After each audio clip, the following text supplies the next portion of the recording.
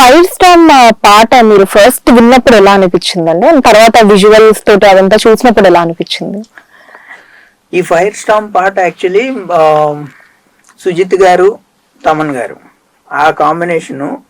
So దాని vision అంతా వాళ్ళది ఎక్కువగా.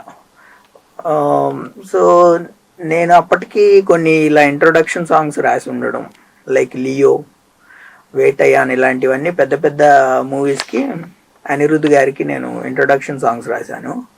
అది చూసి నన్ను వాళ్ళు అడిగినట్టున్నారు. ముందు కొన్ని లైన్స్ రాసి ఇవ్వండి అని అడిగారు అనమాట. రాసి ఇచ్చిన తర్వాత ఆయన మన సుజిత్ గారికి నచ్చి దెన్ తమన్ గారి దగ్గర తీసుకెళ్లారు. అక్కడ మేము రాశాను. ఇది నేను చాలా కాలం ఎక్కువ టైం రాసిన పాట. ఇది 20 రోజులు రాశాను అనమాట, 20 డేస్.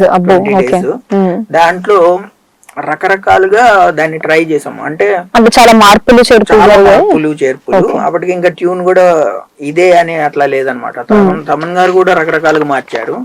నేను కూడా దానికి తగ్గట్టుగా సాహిత్యం మారుస్తూ, ఒకసారి గ్రాంధికంగా, ఒకసారి ఇంగ్లీష్ లో, ఒకసారి ఇంగ్లీష్ లో రకరకాలుగా చేస్తూ ఒక స్టార్టింగ్ లో యాక్చువల్లీ ఒక జపనీస్ కూడా రాశాను, ఒక 4-5 లైన్లు. సో ఇలా అన్ని రకాలుగా చేసాము ఆ పాట. ఆ పాట సౌండ్ డిజైన్ మాత్రం అద్భుతంగా చేశారు తమన్ గారు. మనకి ఇప్పుడు అసలు it broke all the records, right? ఇప్పుడు తెలుగులో రిలీజ్ అయిన రోజే వరల్డ్ నంబర్ 2గా ట్రెండ్ అయింది. అది దాదాపు 10 మిలియన్స్ చాలా ఫాస్ట్ గా వచ్చేసింది. ఆల్మోస్ట్ 1 మిలియన్ లైక్స్ వచ్చేటట్టు ఉంది.